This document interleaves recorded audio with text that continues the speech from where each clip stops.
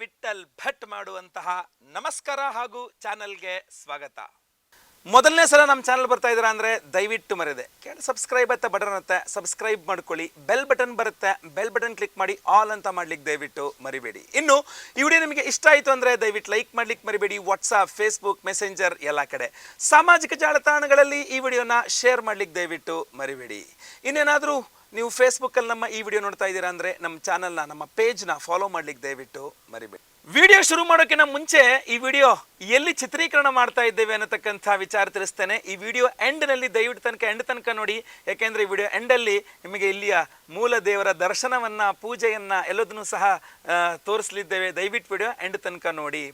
ವೀಕ್ಷಕರೇ, ನಾನು ಇವತ್ತಿನ ದಿವಸ ಬಹಳ ಪುರಾಣ ಪ್ರಸಿದ್ಧವಾದಂತಹ ಅಂಬರೀಷ ಮಹರ್ಷಿಗಳು ಅನ್ನುವಂಥ ವಿಶೇಷವಾದಂತಹ ವ್ಯಕ್ತಿಗಳಿಗೆ, ಋಷಿಮುನಿಗಳಿಗೆ, ಅಂಬರೀಷ ಮಹರ್ಷಿಗಳು ಅನ್ನುವ ಋಷಿಗಳಿಗೆ ಸಾಕ್ಷಾತ್ ಪಾರ್ವತಿ ಪರಮೇಶ್ವರರೇ ಪ್ರಕಟಗೊಂಡು ಅವರಿಗೆ ಪಾರ್ವತಿ ಪರಮೇಶ್ವರರೇ ಕೊಟ್ಟಿರತಕ್ಕಂತಹ ಲಿಂಗ ಯಾವುದು ಅಂದರೆ ಕಾಂತೇಶ್ವರ ಸ್ವಾಮಿಯ ಲಿಂಗ.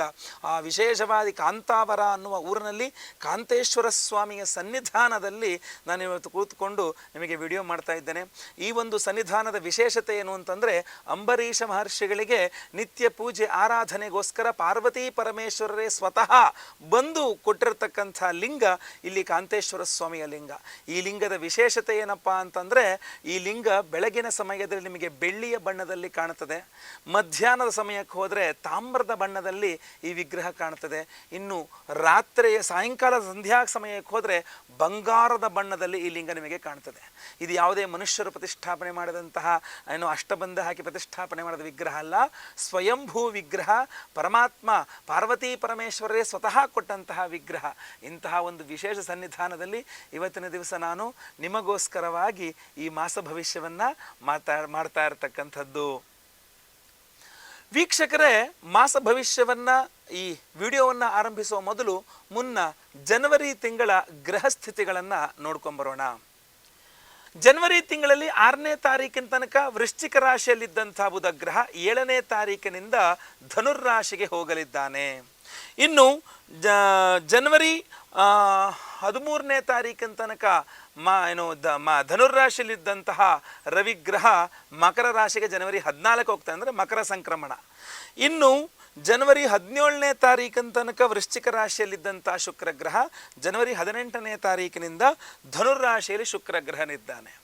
ಇನ್ನು ಇಡೀ ಜನವರಿ ತಿಂಗಳು ನಿಮಗೆ ಧನುರ್ರಾಶಿಯಲ್ಲೇ ಕುಜಗ್ರಹನ ಸಾನ್ನಿಧ್ಯವಾಗುತ್ತೆ, ಅಂದರೆ ಕುಜಗ್ರಹ ಧನುರ್ರಾಶಿಯಲ್ಲಿ ಇರ್ತಾನೆ ಇಡೀ ಜನವರಿ ತಿಂಗಳು.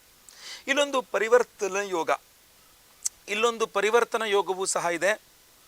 ಗುರುಗ್ರಹ ಮೇಷರಾಶಿಯಲ್ಲಿ, ಕುಜಗ್ರಹ ಧನುರ್ರಾಶಿಯಲ್ಲಿ. ಸೊ ಧನುರ್ರಾಶಿಯಲ್ಲಿ ಕುಜ, ಮೇಷರಾಶಿಯಲ್ಲಿ ಗುರು, ಅಂದರೆ ಇದು ಪರಿವರ್ತನಾ ಯೋಗ. ಗುರುವಿನ ಮನೆಯಲ್ಲಿ ಕುಜ, ಕುಜನ ಮನೆಯಲ್ಲಿ ಗುರು. ಈ ವಿಶೇಷವಾದ ಪರಿವರ್ತನಾ ಯೋಗವೂ ಸಹ ನಾನು ಹೇಳ್ತಕ್ಕಂತಹ ಒಂದು ಈ ಮುಂದಿನ ವಿಚಾರಗಳಲ್ಲಿ ಇದು ಸಹ ಒಂದು ಇಂಪಾರ್ಟೆಂಟ್ ಪಾಯಿಂಟ್ ಆಗಿರುತ್ತೆ. ಧನುರ್ರಾಶಿಯವರಿಗೋಸ್ಕರ ಜನವರಿ ತಿಂಗಳಿಗೋಸ್ಕರ ಮೊದಲನೆಯ ಎಚ್ಚರಿಕೆ. ಧನುರ್ರಾಶಿಯವರಿಗೆ ಜನವರಿ ತಿಂಗಳಲ್ಲಿ ಕಳೆದುಕೊಳ್ಳುವಿಕೆ ಅನ್ನುವಂಥದ್ದು ಜಾಸ್ತಿ ಆಗಿಬಿಡುತ್ತೆ. ಯಾಕೆ ಗೊತ್ತಾ? ನಿಮ್ಮ ವ್ಯಯಾಧಿಪತಿಯಾದಂತಹ ಕುಜ ನಿಮ್ಮ ರಾಶಿಯಲ್ಲೇ ಇರ್ತಾನೆ. ಆದ್ದರಿಂದ ನೀವು ಕಳೆದುಕೊಳ್ಳುವಿಕೆ ಜಾಸ್ತಿ ಆಗುತ್ತೆ. ಸೊ ನೀವು ಎಲ್ಲೋದ್ರಲ್ಲಿ ಮೊಬೈಲ್ ಬಿಡೋದು, ಅಥವಾ ಎಲ್ಲೋದ್ರಲ್ಲಿ ಕೀಸ್ ಬಿಡೋದು, ಅಥವಾ ಎಲ್ಲೋದ್ರಲ್ಲಿ ಗಾಡಿನ ಇಲ್ಲೇನು ಯಾರು ಕದಿಯಲ್ಲ ಗಾಡಿನ ಅಂತ ಗಾಡಿ ಯಾಕೆ ಬಂದುಬಿಡೋದು, ಗಾಡಿ ಯಾರೋ ಕದ್ಕೊಂಡು ಹೋಗ್ಬಿಡ್ತಾರೆ, ಮೊಬೈಲ್ ಯಾರೋ ಕದ್ಕೊಂಡು ಹೋಗ್ಬಿಡ್ತಾರೆ, ಅಥವಾ ಯಾವುದೋ ಡಾಕ್ಯುಮೆಂಟ್ಸ್ಗಳು ಕಳ್ಕೊಂತೀರ, ದುಡ್ಡು ಕಳ್ಕೊಂತೀರ, ಅಥವಾ ಯಾವುದೋ ವ್ಯಕ್ತಿಗಳ ಹತ್ರ ಜಗಳ ಮಾಡಿದ್ರೆ ಆ ವ್ಯಕ್ತಿಗಳನ್ನೇ ಕಳ್ಕೊಂಬಿಡ್ತಾರೆ. ಜಗಳ ಮಾಡಿ ನಿಮ್ಮ ಹತ್ರ ನಿಮ್ಮ ಮುಖ ನೋಡಲ್ಲ ಇನ್ನು ಅಂತ ಹೊರಟೋಗ್ಬಿಟ್ರೆ ಏನು ಮಾಡ್ತೀರಿ? ಅದರಿಂದಾಗಿ ಕಳೆದುಕೊಳ್ಳುವಿಕೆ ಜಾಸ್ತಿ ಆಗುತ್ತೆ. ಯಾಕಂದರೆ ವ್ಯಯಾಧಿಪತಿ ನಿಮ್ಮ ರಾಶಿಯಲ್ಲಿದ್ದ ನೀವು ಕಳ್ಕೊಳ್ಳೇಬೇಕು. ಅದು ನಾನು ಹೇಳೋವಂಥದ್ದು ಏನು ಗೊತ್ತಾ, ನಿಮ್ಮಲ್ಲಿರುವ ನೆಗೆಟಿವಿಟಿಯನ್ನು ಕಳ್ಕೊಳ್ಳಿ, ತುಂಬ ಒಳ್ಳೆಯದು ಅಲ್ವಾ? ನಿಮ್ಮಲ್ಲಿ ಯಾವುದಾದ್ರು ಶರೀರದಲ್ಲಿ ಅನಾರೋಗ್ಯ ಇದ್ದರೆ ಅದನ್ನು ಕಳ್ಕೋಬೇಕು, ಬೊಜ್ಜು ಜಾಸ್ತಿ ಆಗಿದ್ರೆ ಅದನ್ನು ಕಳ್ಕೋಬೇಕು, ಅದೆಲ್ಲ ಒಳ್ಳೆಯದು ಆಯಿತಾ? ಇಲ್ಲಿ ಒಂದು ಹೇಳ್ತೇನೆ, ಕುಜ ನಿಮಗೆ ಭೂಮಿಕಾರಕನಾದ್ದರಿಂದ ನೀವೇನಾದರೂ ಸೈಟ್ ಸೇಲ್ ಮಾಡಬೇಕು ಅಂತ ಇದ್ದರೆ, ಕಳೆದುಕೊಳ್ಳಬೇಕು ಅಂತಿದ್ರೆ ಆವಾಗ ಇದೊಂದು ಸ್ವಲ್ಪ ಅನುಕೂಲ ಆಗುತ್ತೆ. ಆದರೂ ಪಿತ್ರಾರ್ಜಿತ ಆಸ್ತಿಯಲ್ಲಿ ಬಂದಂಥ ಭೂಮಿನ ನಾನು ಮಾರಾಟ ಮಾಡ್ತೀನಿ ಅಂತಂದರೆ ನಿಮಗೆ ಅನಿವಾರ್ಯತೆ ಇದ್ದರೆ ನೀವು ಮಾರಬೇಕು ಅಂತ ಅದು ನಿಮಗೆ ಶುಭ ವಿಚಾರ ಆಗಬಹುದು. ಇಲ್ಲ ಅಂದರೆ ನಾರ್ಮಲ್ ಆಗಿ ಆದರೆ ಇದು ಎಚ್ಚರಿಕೆ, ಕಳೆದುಕೊಳ್ಳುವಿಕೆ ಅನ್ನುವಂಥದ್ದು ಬಹಳ ಜಾಸ್ತಿ ಆಗುತ್ತೆ ನಿಮಗೆ. ಎಚ್ಚರದಿಂದಿರಿ, ಎಲ್ಲೋದನ್ನೂ ಎಚ್ಚರಿಕೆಯಿಂದ ಇಟ್ಕೊಳ್ಳಿ. ಇಲ್ಲಿ ಈ ಕಳ್ಕೊಂಡಿದ್ದನ್ನು ಪುನಃ ಪಡ್ಕೊಳ್ಳೋಕ್ಕೋಸ್ಕರವಾಗಿ ನಾವು ಒಂದು ಪರಿಹಾರವನ್ನು ಮಾಡ್ತಾ ಇದ್ದೇವೆ. ಡಿಸೆಂಬರ್ 26ಕ್ಕೆ ಮಾಡಿಬಿಡ್ತೀವಿ. ಇಡೀ ಜನವರಿ ತಿಂಗಳಲ್ಲಿ ನಿಮಗೆ ಅದೆಲ್ಲ ಸಮಸ್ಯೆ ಆಗಬಾರ್ದು, ಅಥವಾ ಫಾರ್ ಸಪೋಸ್ ಕಳೆದೋದ್ರೂ ವಾಪಸ್ ಸಿಗಬೇಕು ಅಂತ. ಏನಪ್ಪ ಅದು ಅಂತಂದರೆ ಕಾರ್ತ್ಯವೀರ್ಯಾರ್ಜುನ ಹೋಮ.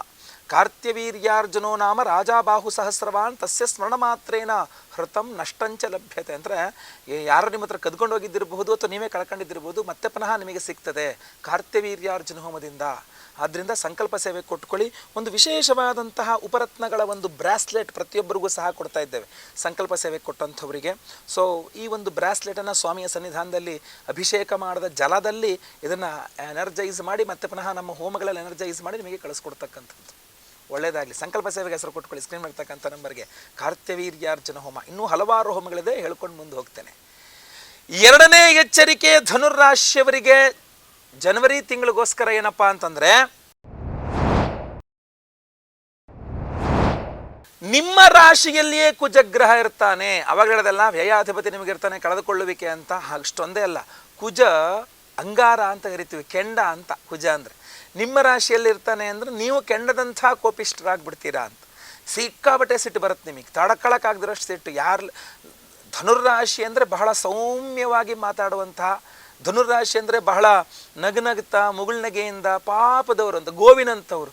ಮುಂದೆ ಬಂದರೆ ಹಾಯಬೇಡಿ, ಹಿಂದರೆ ಬಂದರೆ ಒದೆಯಬೇಡಿ ಅನ್ನೋ ರೀತಿಯಲ್ಲಿ ಗೋವಿನಂತರ ಇರುವಂಥ ಮನುಷ್ಯರು. ಆದರೆ ನಿಮ್ಮಲ್ಲಿ ಸಡನ್ನಾಗಿ ಈ ಕುಜಗ್ರಹ ನಿಮ್ಮ ರಾಶಿ ಪ್ರವೇಶ ಮಾಡಿ ಇಡೀ ಜನವರಿ ತಿಂಗಳು ನಿಮ್ಮ ರಾಶಿಯಲ್ಲೇ ಕುಜ ಇರ್ತಾನೆ ಅಂತಂದಾಗ ನೀವು ಒಂದು ಬದಲಾದ ವ್ಯಕ್ತಿತ್ವ ನಿಮ್ಮದಾಗ್ಬಿಡುತ್ತೆ.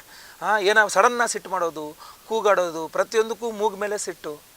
ಸಿಟ್ಟಲ್ಲಿ ಕುಯ್ಕೊಂಡು ಮೂಗು ಸಮಾಧಾನದಲ್ಲಿ ನೆನೆಸ್ಕೊಳಕ್ಕಾಗಲ್ಲ. ಸೊ ಅದರಿಂದ ಸಿಟ್ಟು ಮಾಡಬೇಡಿ. ನಿಮಗೆ ಸಿಟ್ಟು ಮಾಡುವ ಅನುಭವವೂ ಇಲ್ಲ. ಎಲ್ಲಿ ಸಿಟ್ಟು ಮಾಡಬೇಕು, ಹೇಗೆ ಸಿಟ್ಟು ಮಾಡಬೇಕು, ಎಷ್ಟು ಸಿಟ್ಟು ಮಾಡಬೇಕು ಇದು ನಿಮಗೆ ಗೊತ್ತೂ ಅಲ್ಲ ಅಲ್ವಾ. ಸೊ ಅದರಿಂದಾಗಿ ಧನುರ್ರಾಶಿಯವರು ಸಿಟ್ಟಿನ ಕೈಗೆ ನಿಮ್ಮ ಮನಸ್ಸನ್ನು ಬುದ್ಧಿಯನ್ನು ಕೊಟ್ಟರೆ ಒಂದಿಷ್ಟು ಕಳ್ಕೊಳ್ಬೇಕಾಗತ್ತೆ. ವ್ಯಯಾಧಿಪತಿ. ಆದ್ದರಿಂದ ವ್ಯಕ್ತಿಗಳನ್ನು, ಸಂದರ್ಭಗಳನ್ನು, ಅವಕಾಶಗಳನ್ನು, ವಸ್ತುಗಳನ್ನು ಎಲ್ಲ ಕಳ್ಕೊಳ್ಬೇಕಾಗತ್ತೆ. ಸೊ ಅದರಿಂದ ಕುಜ ನಿಮ್ಮ ರಾಶಿಯಲ್ಲಿದ್ದದನ್ನು ಸಿಟ್ಟು ಜಾಸ್ತಿ ಆಗುತ್ತೆ. ಸಿಟ್ಟು ಕಂಟ್ರೋಲ್ ಮಾಡ್ಕೊಳ್ಬೇಕು. ನೆನಪಿಟ್ಟುಕೊಂಡು ಈ ತಪ್ಪು ಮಾಡಲೇಬೇಡಿ, ಸಿಟ್ಟು ಮಾಡುವ ತಪ್ಪು ಮಾಡಲೇಬೇಡಿ ಧನುರ್ರಾಶಿಯವರು. ಅದು ಜನವರಿ ತಿಂಗಳಲ್ಲಿ ಜಾಸ್ತಿ ಸಿಟ್ಟು ಮಾಡ್ತೀರಾ, ಅದರಿಂದ ಸಮಸ್ಯೆಗೆ ಒಳಗಾಗ್ತೀರಾ. ಪರಿಹಾರ ಅಂದರೆ ನೀವು ಕೆಂಪು ವಸ್ತ್ರದಲ್ಲಿ ತೊಗರಿಬೇಳೆ ದಾನ ಮಾಡಬಹುದು. ಮಂಗಳವಾರಗಳಲ್ಲಿ ಪ್ರತಿದಿನ ಕುಜಗ್ರಹದ ಅಷ್ಟೋತ್ರ, ಸುಬ್ರಹ್ಮಣ್ಯನ ಅಷ್ಟೋತ್ರ ಪಠನೆ ಮಾಡಬಹುದು.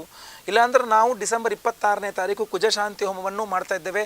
ಸಿಟ್ಟನ್ನು ಜಾಸ್ತಿ ಮಾಡೋದು ಯಾರು? ನಾಗಪ್ಪ. ನಾವು ಆಶ್ಲೇಷ ಬಲಿ ಪೂಜೆ, ಸರ್ಪಶಾಂತಿ ಹೋಮವನ್ನು ಮಾಡ್ತಾ ಇದ್ದೇವೆ. ನಿಮ್ಮ ದೋಷಗಳೆಲ್ಲ ಪರಿಹಾರವಾಗಿ ಸಿಟ್ಟು ಕಡಿಮೆ ಆಗಲಿ ನಿಮಗೆ ಅಂತ. ಈ ಕಡೆ ರಾಹುನು ನಿಮ್ಮನ್ನು ನೋಡ್ತಾನೆ, ಈ ಕಡೆ ಕೇತು ನಿಮ್ಮ ಮೇಲೆ ದೃಷ್ಟಿ ಇದೆ. ಸೊ ಅದರಿಂದೆಲ್ಲ ಕಡಿಮೆ ಆಗಲಿ ಅನ್ನುವಂಥದ್ದೇ ನಮ್ಮ ಉದ್ದೇಶ. ಸಂಕಲ್ಪ ಸೇವೆಗೆ ಹೆಸರು ಕೊಟ್ಕೊಳ್ಳಿ. ನಿಮ್ಮನ್ನು ರಕ್ಷಣೆ ಮಾಡಲಿಕ್ಕೆ ಇದೊಂದು ರಕ್ಷಾ ಕವಚ. ಇದರಲ್ಲೊಂದು ವೈಟ್ ಕಲರ್ ಸ್ಟೋನ್ಸ್ ಇದೆ. ಇದನ್ನು ಶ್ವೇತಚಂದ್ರಿಕಾ ರತ್ನಗಳು ಅಂತ ಕರಿತೀವಿ. ಸೊ ಈ ಶ್ವೇತಚಂದ್ರಿಕಾ ರತ್ನಗಳನ್ನು ಯಾಕೆ ಹಾಕ್ತಾ ಇದ್ದೇವೆ ಅಂದರೆ, ನಿಮ್ಮ ಮನಸ್ಸನ್ನು ಹಿಡಿತಕ್ಕೆ ತಂದುಕೊಂಡು ನಿಮ್ಮ ಕಂಟ್ರೋಲಲ್ಲಿದ್ದರೆ ಸಿಟ್ಟೆಲ್ಲ ಕಂಟ್ರೋಲಲ್ಲಿ ಇರ್ತದೆ ಅಂತ. ಸಂಕಲ್ಪ ಸೇವೆಗೆ ಹೆಸರು ಕೊಟ್ಕೊಳ್ಳಿ. ಕಾರ್ತ್ಯವೀರ್ಯಾರ್ಜುನ ಹೋಮ ಜೊತೆಗೆ ವಿಶೇಷವಾಗಿ ನಾವು ಗ್ರಹ ಶಾಂತಿ ಮಾಡೋದ್ರಿಂದ ಈ ಒಂದು ಶ್ವೇತಚಂದ್ರಿಕಾ ರತ್ನಗಳಿರುವ ಬ್ರಾಸ್ಲೆಟ್ ನಿಮಗೆ ಸಿಗ್ತಾ ಇರತಕ್ಕಂಥದ್ದು. ಒಳ್ಳೆಯದಾಗಲಿ. ಇನ್ನು ಮೂರನೇ ಎಚ್ಚರಿಕೆ ಧನುರ್ರಾಶಿಯವರಿಗೆ ಜನವರಿ ತಿಂಗಳಿಗೋಸ್ಕರ ಏನಪ್ಪ ಅಂತಂದರೆ,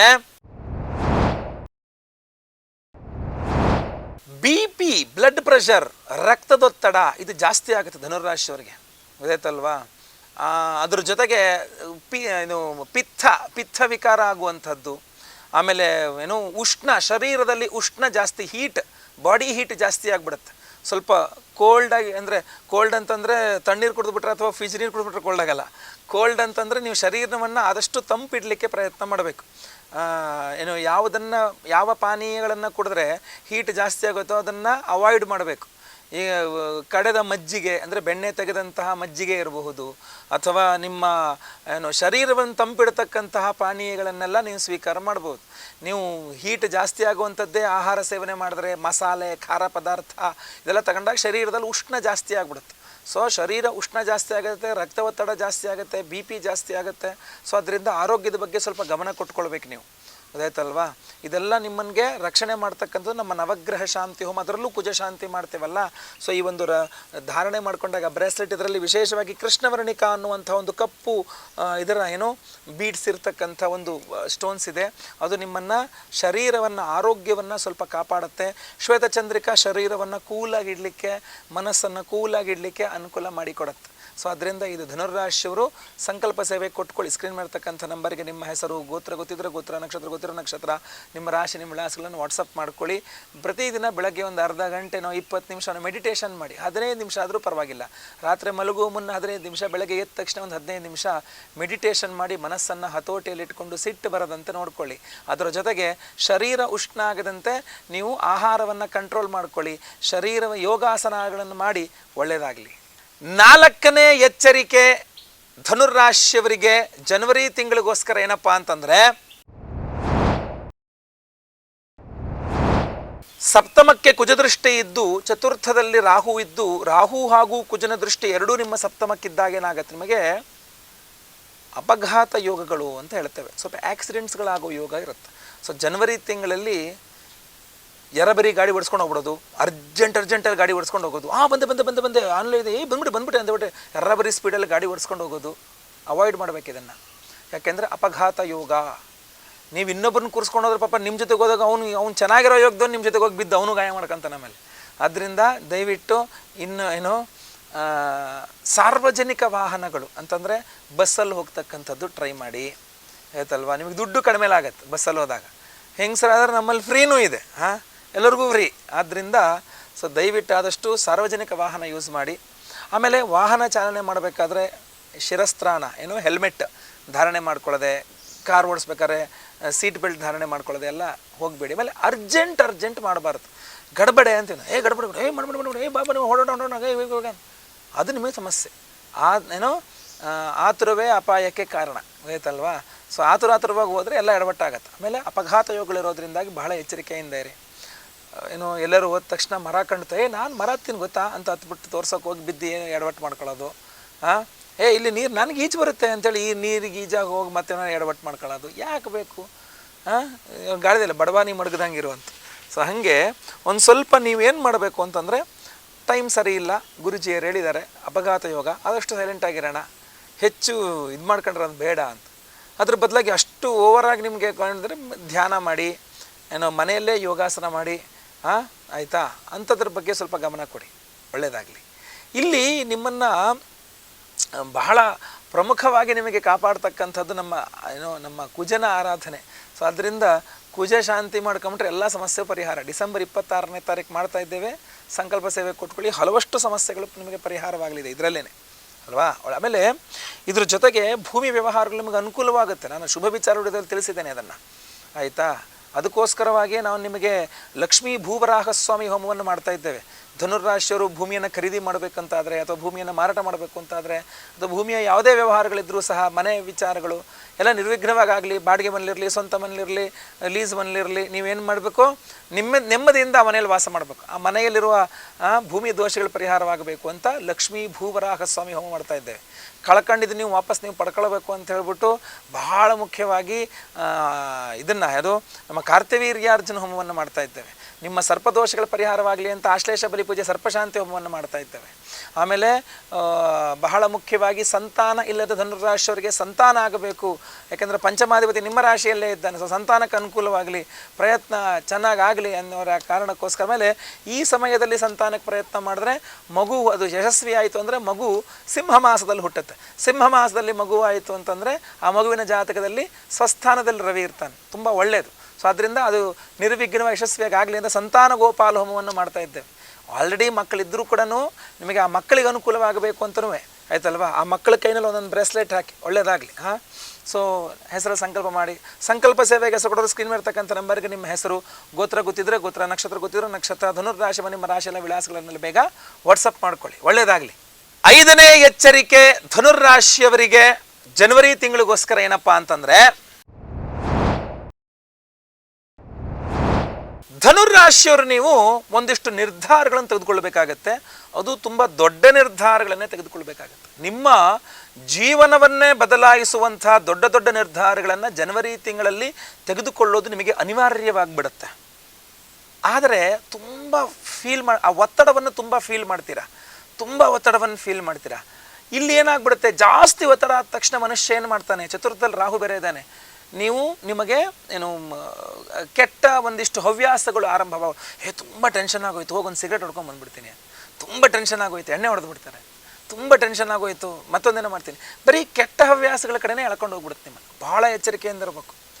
ಇಲ್ಲಿ ಒಂದು ನಿಮಗೆ ಎಚ್ಚರಿಕೆ ಬೈ 2 ಮಾಡಿಕೊಡ್ತಾ ಇದ್ದೀನಿ. 1/2 ಎಚ್ಚರಿಕೆ ಏನಪ್ಪ ಅಂದರೆ, ಒಂದು, ನಿಮಗೆ ತುಂಬ ದೊಡ್ಡ ನಿರ್ಧಾರಗಳು ತೆಗೆದುಕೊಳ್ಳಬೇಕಾದ ಅನಿವಾರ್ಯತೆ ಇರುತ್ತೆ. ಆ ಅನಿವಾರ್ಯತೆಯಿಂದ ನೀವೇನು ಮಾಡ್ತೀರಾ, ಮಾನಸಿಕ ಒತ್ತಡ ತೀರಾ ಜಾಸ್ತಿ ಆಗಿಬಿಡುತ್ತೆ. ಎರಡನೇ ಇಂಪಾರ್ಟೆಂಟ್ ಥಿಂಗ್ ಏನಪ್ಪ ಅಂದರೆ, ಅದರಿಂದ ಹೊರಬರಲಿಕ್ಕೆ ನೀವೇನು ಮಾಡಿಬಿಡ್ತೀರಾ, ಕೆಲವಿಷ್ಟು ಬೇಡದೆ ಹೋದಂತಹ ದುರಭ್ಯಾಸಗಳು, ಕೆಟ್ಟ ಹವ್ಯಾಸಗಳನ್ನು ಶುರು ಮಾಡ್ಕೊಂಡ್ಬಿಡ್ತೀರಾ. ಮನಸ್ಸು ಫ್ರೀ ಮಾಡ್ಕೊಳ್ಬೇಕು ಅನ್ನೋದಷ್ಟು. ಇದು ಎರಡೂ ಆಗಬಾರದು. ದೃಢವಾದ ನಿರ್ಧಾರವನ್ನು ವೈಯಕ್ತಿಕ ಜಾತಕ ಪರಿಶೀಲನೆ ಮಾಡಿಸ್ಕೊಂಡು ತೊಗೊಂಬಿಡಿ. ಆಗಿದ್ದಾಗಲಿ, ಭಗವಂತ ಇದ್ದ ನಡೆಸ್ಕೊಂಡು ಹೋಗ್ತಾನೆ ಅಂತ ಹೇಳ್ಬಿಟ್ಟು ದೊಡ್ಡ ನಿರ್ಧಾರಗಳನ್ನು ಒಳ್ಳೆಯ ರೀತಿಯಲ್ಲಿ ತೆಗೆದುಕೊಳ್ಳಬೇಕು, ಒಳ್ಳೆಯ ಮನಸ್ಸಿನಿಂದ ತೆಗೆದುಕೊಳ್ಳಬೇಕು. ಗೊತ್ತಲ್ವಾ? ಅದು ಯಾವುದೇ ನಿರ್ಧಾರ ಇರ್ಬೋದು, ನಿಮ್ಮ ವ್ಯಾಪಾರ, ನಿಮ್ಮ ಉದ್ಯೋಗ, ನಿಮ್ಮ ವಿವಾಹ, ನಿಮ್ಮ ಸಂತಾನ, ನಿಮ್ಮ ಭೂಮಿ ವ್ಯವಹಾರಗಳು, ಏನೇ ಬೇಕಾದ್ರೂ ಇರ್ಬೋದು. ಆದರೆ ಅದನ್ನು ಮೈಂಡಿಗೆ ಪ್ರೆಷರ್ ಆಗಿ ತಗೋಬಾರ್ದು, ಅಥವಾ ನಿಮಗದು ದುರಭ್ಯಾಸಗಳು ನಿಮ್ಮನ್ನು ತಳ್ಳಬಾರ್ದು, ಒಳ್ಳೆಯ ರೀತಿಯಲ್ಲಿ ಆಗಬೇಕು. ಅದಕ್ಕೋಸ್ಕರವಾಗಿಯೇ ನಾವು ಈ ಪರಿಹಾರಗಳನ್ನು ಮಾಡಿ ನಿಮ್ಮ ಮನಸ್ಸನ್ನು ನಿಗ್ರಹ ಮಾಡುವಂತಹ, ಆ ತೀರ್ಮಾನ ತೆಗೆದುಕೊಳ್ಳುವ ಶಕ್ತಿ ಕೊಡುವಂತಹ ಶ್ವೇತಚಂದ್ರಿಕಾ ರತ್ನಗಳಿರುವಂತಹ ಒಂದು ಬ್ರಾಸ್ಲೆಟ್. ವಿಶೇಷವಾಗಿ ನಿಮಗೆ ನೋಡಿ, ಇದರಲ್ಲಿ ಬಹಳ ವಿಶೇಷವಾದಂತಹ ರತ್ನಗಳಿದೆ. ಈ ಬ್ರಾಸ್ಲೆಟನ್ನು ನಿಮಗೆಲ್ಲ ಕೊಡ್ತಾ ಇರತಕ್ಕಂಥದ್ದು 4 ವಿಧದ ಉಪರತ್ನಗಳಿರುವ ವಿಶೇಷವಾದಂತಹ ಬ್ರಾಸ್ಲೆಟ್. ವಿಡಿಯೋ ಇಲ್ಲಿಗೆ ಮುಕ್ತಾಯವಾಗಿಲ್ಲ ವೀಕ್ಷಕರೇ. ಈಗ ಮುಂದೆ ಸ್ವಾಮಿಯ ದರ್ಶನ, ಪೂಜೆಯ ದರ್ಶನವನ್ನು ಮಾಡೋಣ. ಒಳ್ಳೆಯದಾಗಲಿ. ಮುಂದಿನ ವಿಡಿಯೋದಲ್ಲಿ ಮತ್ತೆ ಪುನಃ ಸಿಗ್ತಾನೆ. ಲೋಕ ಸಮಸ್ತ ಸುಖಿನೋ ಭವಂತು. ನಾರಾಯಣ ನಾರಾಯಣ ನಾರಾಯಣ.